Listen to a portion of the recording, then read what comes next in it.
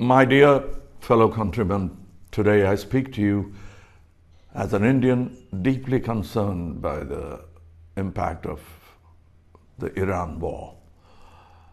Oil prices are rising, sea trade routes are blocked, the energy that powers our kitchen and homes, the fertilizers that nourishes our fields and crops, the fuel that drives our industries and vehicles, all have gotten more expensive. In response, more than 60 countries have already imposed energy-saving rules.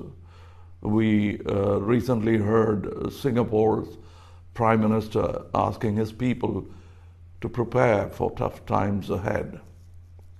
We are a much larger country, and our Prime Minister has asked us to save energy over the next year. In moments like this, national responsibility must rise above party politics. As Mr. Vajpayee famously said, governments will come and go, but the nation shall remain. During the 1962 China War, we donated gold from our homes to support our soldiers fighting at the border.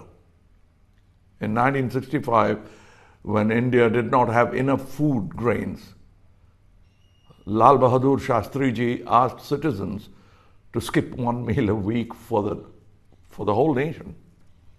Today, India does not need such sacrifice.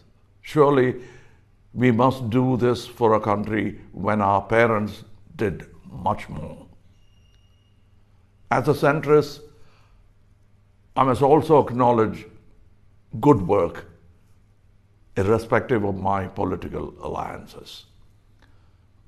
Under Prime Minister's leadership, India's solar and wind energy capacity has increased over the last decade.